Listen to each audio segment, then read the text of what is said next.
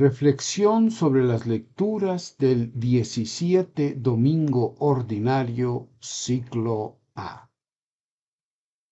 Del primer libro de los Reyes. En aquellos días el Señor se apareció de noche en sueños a Salomón y le dijo: Pídeme lo que deseas que te dé. Salomón respondió: Señor mi Dios, tú has hecho rey a tu siervo en lugar de David mi padre, pero yo soy un muchacho joven y no sé por dónde empezar o terminar. Tu siervo está en medio de tu pueblo, el que tú te elegiste, un pueblo tan numeroso que no se puede contar ni calcular. Concede pues a tu siervo un corazón atento para juzgar a tu pueblo y discernir entre el bien y el mal. Pues cierto, ¿quién podrá hacer justicia a este pueblo tuyo tan inmenso? Agradó al Señor esta súplica de Salomón.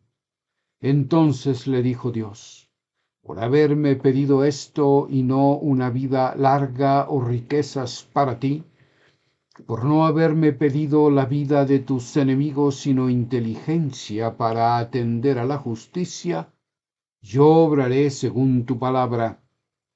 Te concedo, pues, un corazón sabio e inteligente, como no ha habido antes de ti, ni surgirá otro igual después de ti. De la carta a los romanos. Hermanos, sabemos que a los que aman a Dios todo les sirve para el bien, a los cuales ha llamado conforme a su designio. Porque a los que había conocido de antemano los predestinó a reproducir la imagen de su Hijo, para que Él fuera el primogénito entre muchos hermanos. Y a los que predestinó, los llamó. A los que llamó, los justificó. A los que justificó, los glorificó.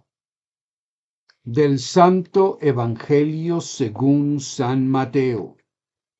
En aquel tiempo dijo Jesús a la gente: el reino de los cielos se parece a un tesoro escondido en el campo. El que lo encuentra lo vuelve a esconder y lleno de alegría va a vender todo lo que tiene y compra el campo.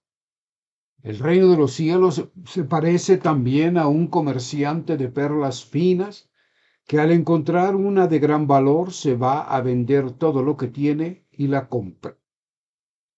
El reino de los cielos se parece también a la red que echan en el mar y recoge toda clase de peces. Cuando está llena, la arrastran a la orilla, se sientan y reúnen los buenos en cestos y los malos los tiran. Lo mismo sucederá al final de los tiempos. Saldrán los ángeles, separarán a los malos de los buenos y los echarán al horno de fuego. Allí será el llanto y el rechinar de dientes. ¿Habéis entendido todo esto?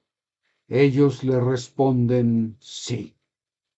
Él les dijo: pues bien, un escriba que se ha hecho discípulo del reino de los cielos es como un padre de familia que va sacando de su tesoro lo nuevo y lo antiguo.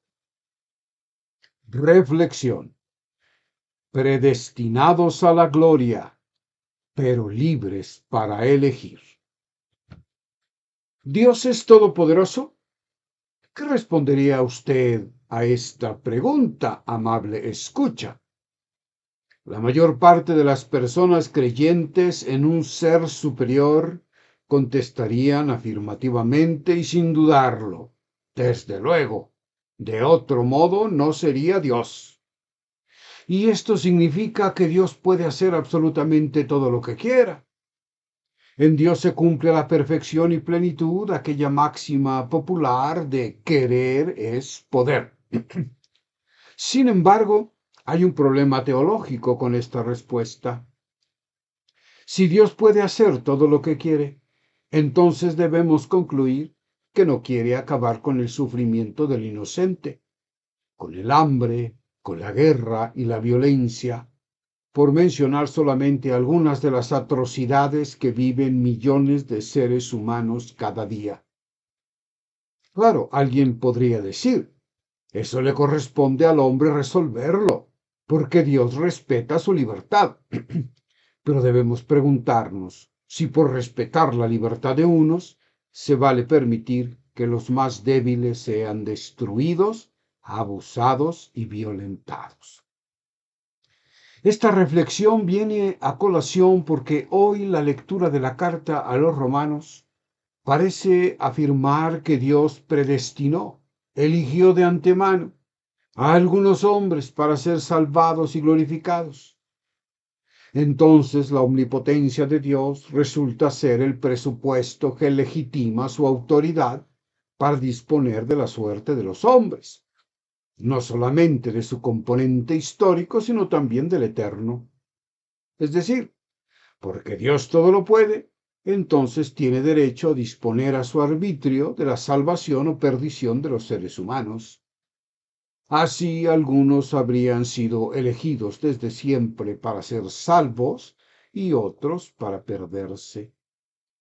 La doctrina calvinista sobre la predestinación pretende resolver el problema argumentando que no hay injusticia alguna en Dios, dado que todos han pecado y todos merecen la condenación, por lo que al salvar a algunos se manifiesta su misericordia y al condenar a otros se manifiesta su justicia.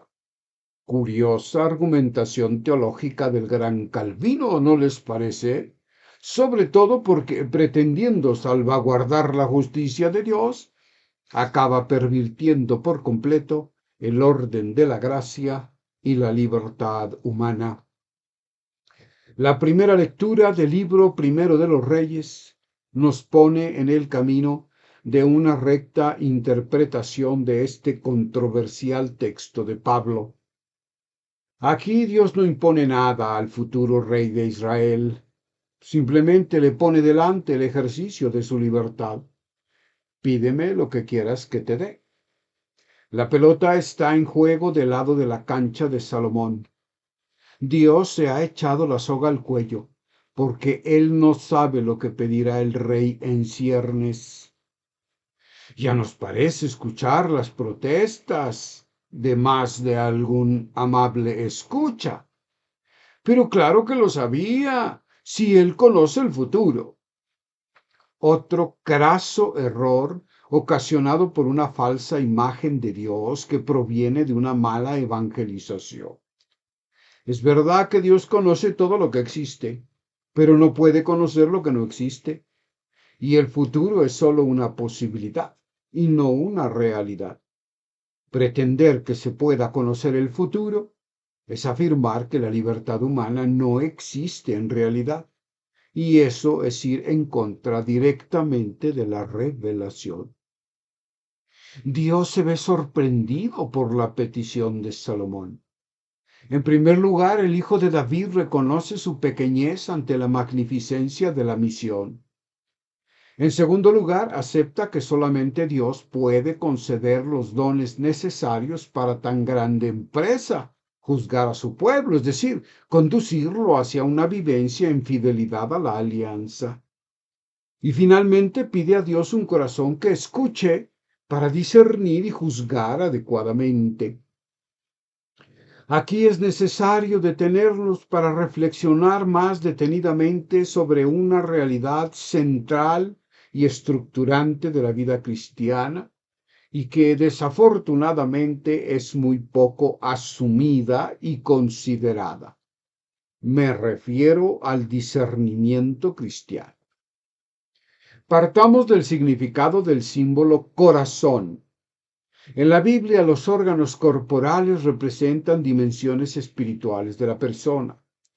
Así, la mano representa la capacidad de transformación de la realidad mediante acciones concretas. Los pies simbolizan el movimiento espiritual que hace salir de las esclavitudes hacia la libertad.